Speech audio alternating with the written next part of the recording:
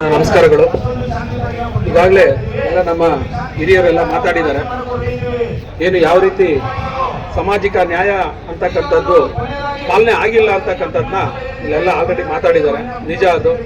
ಅದರ ವಿರುದ್ಧನೇ ನಾವು 2 ದಿನಗಳ ಹಿಂದೆ ಸುಮಾರು ಒಂದು 2,000 ಜನ ನಮ್ಮ ಕಾಂಗ್ರೆಸ್ ಕಚೇರಿ ಹತ್ರ ದಿನೇಶ್ ಗುಂಡೂರಾವ್ ಅವರ ಪರವಾಗಿ ಧ್ವನಿಯನ್ನು ಎತ್ತಿದ್ವಿ.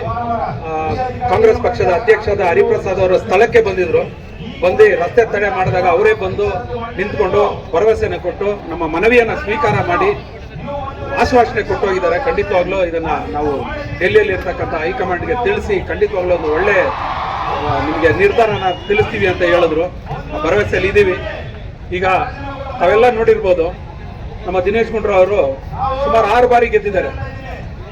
ಎಂಥ ಜಾಗದಲ್ಲಿ ಗೆದ್ದಿದ್ದಾರೆ ಅಂದ್ರೆ ಯಾವುದೇ ಅವರಿಗೆ ಬೆನ್ನೆಲುಬು ಇಲ್ಲ, ಹೆಲ್ಪ್ ಇಲ್ಲ. ಅಲ್ಲಿ ಅಂತ ಒಂದು ಜಾಗದಲ್ಲಿ 6 ಬಾರಿ ಸತತವಾಗಿ ಎಂತವ್ರು ಬಂದು ಎದುರುಗಡೆ ನಿಂತ್ಕೊಂಡ್ರು. ಅವಾಗ್ಲೂ ಸಹ ಅವ್ರನ್ನ ಸೋಲ್ಸಕ್ಕಾಗಿಲ್ಲ. ಆ ಮಟ್ಟದಲ್ಲಿ ಆ ವ್ಯಕ್ತಿತ್ವನ ಅಲ್ಲಿ ಬೆಳೆಸ್ಕೊಂಡು ಅವರ ಒಂದು ಗುಣನ ಅಲ್ಲಿ ನೀವು ತೆಗೆದು ನೋಡಿದ್ರೆ ದಿನ ಆದ್ರೆ ಬೆಳಗಿಂದ ಸಂಜೆವರೆಗೂ ಸುಮಾರು ಜನ ಬರ್ತಾ ಇರ್ತಾರೆ. ಸಹಾಯ, ಈ ಸಹಾಯ, ಆ ಸಹಾಯ, ಹಾಸ್ಪಿಟ್ಲು ಇದು ಅಂತ ಒಂದು ವ್ಯಕ್ತಿತ್ವನ ನಾವು ವಿಧಾನಸಭಾ ಕ್ಷೇತ್ರದಿಂದ ಕಳ್ಕೊಳ್ಳೋದಕ್ಕೆ ನಾವು ಇಷ್ಟ ಇಲ್ಲ. ಹಾಗಾಗಿ ನಾವು ಒತ್ತಾಯ ಮಾಡಿದೀವಿ. ತಾವೆಲ್ಲ ಇವತ್ತು ಬಂದು ಸೇರಿದ್ದೀರಾ. ಖಂಡಿತವಾಗ್ಲೂ ಒಳ್ಳೆ ವಿಷಯ ಅದು. ಬಟ್ ಆದ್ರೆ ಇಲ್ಲೇನು ನಾವು ಮಾತಾಡ್ತೀವಿ ಬರೀ ಈ ವೇದಿಕೆಯಲ್ಲೇ ಸೀಮಿತ ಆಗ್ಬಾರ್ದು. ಇವಾಗ ಎಲ್ಲ ತಾವೆಲ್ಲ ನೋಡಿದ್ರೆ ಎಲ್ಲ ತುಂಬಾ ಮೊಬೈಲ್ ಟೆಕ್ನಾಲಜಿ, ಇವತ್ತು ಮೊಬೈಲ್ ಪ್ರಪಂಚ. ದಯವಿಟ್ಟು ತಮ್ಮ ಅನಿಸಿಕೆಗಳನ್ನ ಇಲ್ಲಿ ಒಂದು 10 ಜನ ಮಾತಾಡ್ಬೋದು.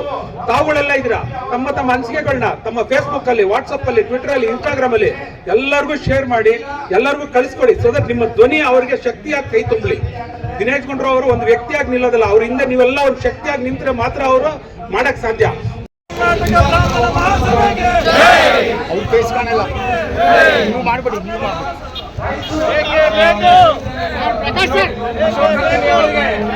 ಎಲ್ಲರ ಕೈ ತುಂಬಲ್ಲ.